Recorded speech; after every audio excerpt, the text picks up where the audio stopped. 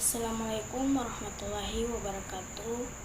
Di sini saya akan membahas tentang satu kelas IP address, yang kedua subnet mask, dan yang ketiga kelas list address.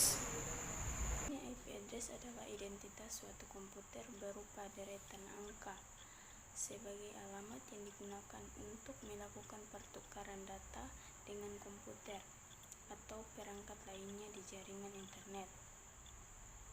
Fungsi lain dari IP address adalah salah satu fungsi sebagai identitas alamat setiap perangkat jaringan yang akan melakukan komunikasi antara perangkat, sehingga dengan adanya IP address, perangkat seperti PC, laptop, dan lainnya saling berhubungan atau menghubungkan situs web atau lainnya di internet. Di sini juga ada jenis-jenis IP address. Versi IP address dibagi menjadi dua, yaitu IPv4 dan IPv6.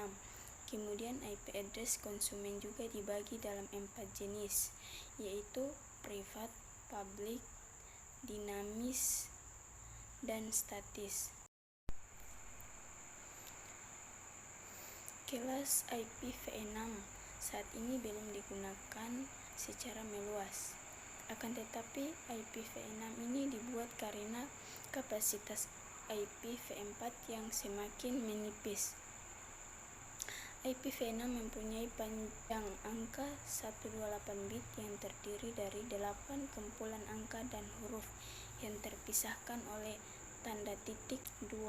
Kumpulan angka dan huruf tersebut merupakan representasi desimal dari 16 angka biner.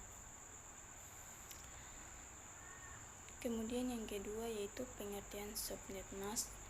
Subnet mask adalah sebuah teknik untuk membagi jaringan komputer menjadi subnetwork dengan ukuran yang lebih kecil. Untuk pembagian kegiatan yang dilakukan tersebut dinamakan subnetting, yang hanya bisa dilakukan hanya pada alamat IP address untuk kelas A, B, dan C. Dengan memanfaatkan teknik ini, maka jaringan komputer dapat memiliki beberapa tambahan network yang lain. Sama seperti IP address, subnet mask terdiri dari 4 bit dan ditulis dalam notasi yang sama dengan IP address. Biasanya ini dengan menerapkannya ke IP address dan menentukan subnet alamat subnet milik IP. Yang kedua yaitu fungsi dari subnet mask, yaitu untuk melakukan efisiensi alokasi IP address pada suatu jaringan, sehingga penggunaan IP address bisa dijalankan secara lebih optimal.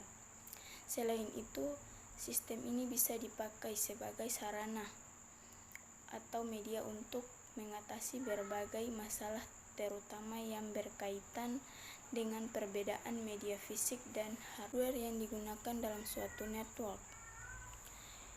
Hal-hal yang perlu diperhatikan yaitu ada 5. 1. Tentukan berapa jumlah subnet yang didapatkan dari subnet mask. Yang kedua, tentukan berapa jumlah host pada setiap subnet. Yang ketiga, tentukan subnet yang valid. 4. Tentukan alamat broadcast pada setiap subnet. Kelima, tentukan host-host valid pada setiap subnet. Ada 2 macam metode yang dapat digunakan untuk menghitung subnetting, dan yang pertama adalah metode binari dan yang kedua berupa metode khusus. Ada juga perbedaan subnet mask dan subnetting. Subnet mask merupakan sebuah teknik khusus untuk memecahkan atau membagi jaringan komputer sehingga menjadi subnetwork dengan ukurannya yang lebih kecil. Sedangkan subnetting hanya bisa dilakukan terhadap IP address yang terdiri dari kelas A, B, dan C saja. Subnetting bertujuan untuk mengefisiensikan alokasi IP address dalam sebuah jaringan.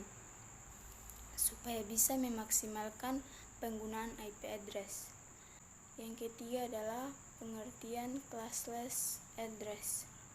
Classless interdomain routing merupakan sebuah metode pengalokasian alamat IP classless. Secara sederhana dapat disimpulkan yaitu tidak menggunakan kelas atau tanpa adanya kelas. Jika dihubungkan dengan pengalamatan IP, maka pengalamatan tanpa menggunakan kelas dengan menggunakan classless interdomain routing. Fungsi dari classless address yaitu untuk memperlambat pertumbuhan tabel protein pada rantai protein di internet dan membantu memperlambat habisnya alamat IPv4 dalam arsitektur jaringan berkelas. Alokasi alamat IP didasarkan pada batasan bit 4 oktet alamat dari sebuah alamat IP. Sebuah alamat dianggap menjadi kombinasi dari awalan jaringan dengan sebuah pengenalan komputer. Kemudian ada juga perbedaan classless dan classful. Perbedaan utama antara pengalamatan classful dan classless yang pengalamatannya classless memungkinkan pengalokasian alamat IP lebih efisien daripada pengalamatan classful. Secara singkat, pengalamatan tanpa kelas dapat menghindari kehabisan alamat IP yang dapat terjadi dalam pengalamatan classful. Sekian dari saya. Wassalamualaikum warahmatullahi wabarakatuh.